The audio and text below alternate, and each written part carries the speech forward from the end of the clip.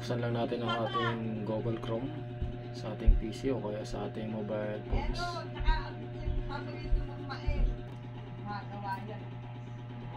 Pagkabukas ay i-type lang natin ang my SSS.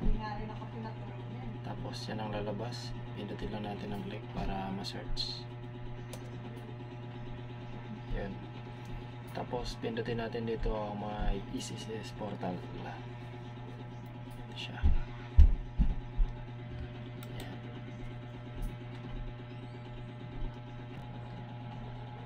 Ayan, na-open na natin ang ating my SSS. Ilagin lang natin ang ating username at saka password para ma-open yung ating SSS account. Nakita na natin ang ating loan, mga idol. Ngayon tumatakbo na siya sa consolidated loan, nasa 20,000 na siya. Condonable penalty 537. Ito po yung aking naloan yung nakaraang 2023 ata yun. 18,500 yung aking naloan. At ngayon ay tumatakbo na siya ng 20,624.77. Laki na ng interest mga idol, oh. Nasa 2,153 o 54 na. Ngayon ay ipapile natin ng condonation para mabawasan kahit papano. Ako na mismo ang maghuhulog nito. Kasi pag pinatagal pa natin yung ating loan kay SSS, mas lalaki pa yung interest niyan pagdating na mga panahon. Itong loan ko ay 1 taon ko pa lang to hindi nahulugan, kaya pinoproblema ko talaga to. Kaya kailangan ko itong mabayaran bago lumaki yung ating interest dito kay SSS. Yun na nga, tapos hanapin na natin dito yung select. Please select your preferred term. Nabilingin natin yan, pindutin natin yan.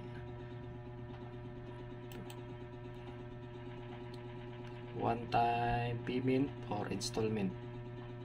Ang pipiliin ko ay installment.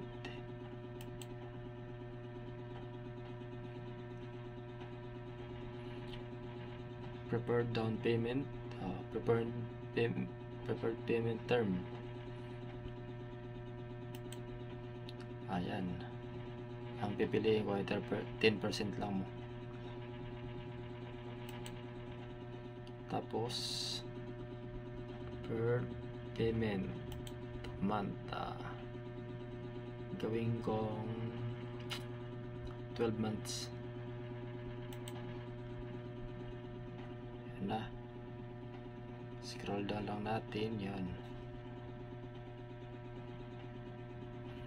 consolidated loan down payment, ito 2,000 ang aking babayarin. Kailangan mabayaran natin yan bago matapos ang isang buwan. Due date ayon April 4, 2025. Condonable penalty 57.33. Scroll down lang natin. Ang ating monthly due date ay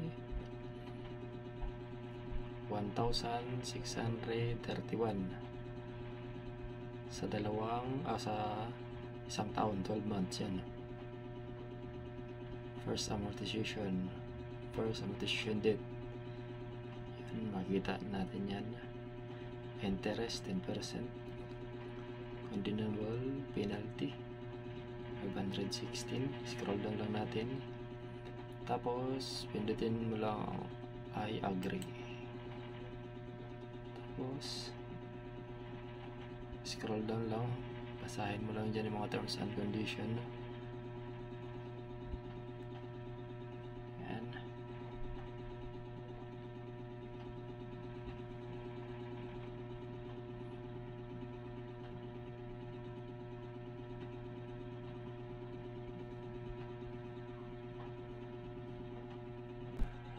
Pagtapos ay pindutin natin tong confirm. I attest that I have read, understand to the terms and condition. Yan. Pindutin lang natin yan.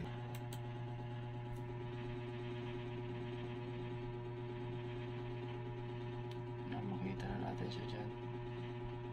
Review lang ulit.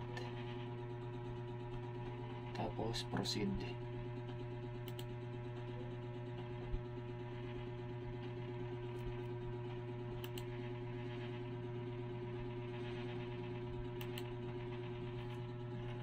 Yan, loading na siya.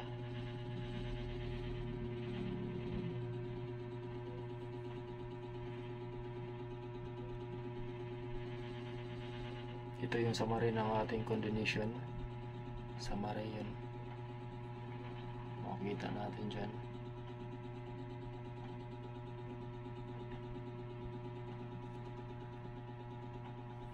Yan po yung ating monthly due date. Yan, 1,600 yan ang buwan po natin na babayaran hanggang sa matapos natin. Tapos pindutin natin ang submit. Are you sure you want to submit in short term condition? Submit lang natin yan.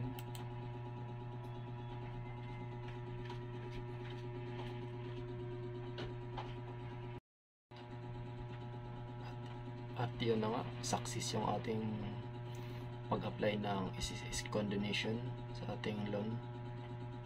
Sabi dito, you have successfully submitted your condo loan.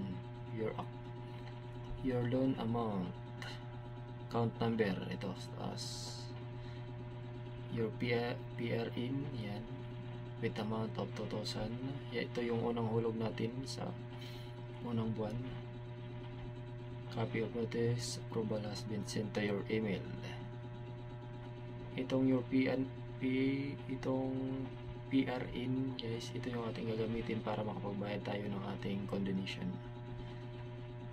Ikakopy lang natin yan, tapos yan ang ating reference, parang reference siya para makapagbayad tayo. Sana nakatulong itong video mga idol. At kung hindi pa kayo nakasubscribe, please subscribe na rin. At kung may iba pa kayong katanungan tungkol sa video natin ngayon, please comment down below at bigyan ko po kayo ng sagot abot po sa aking makakaya. Maraming salamat.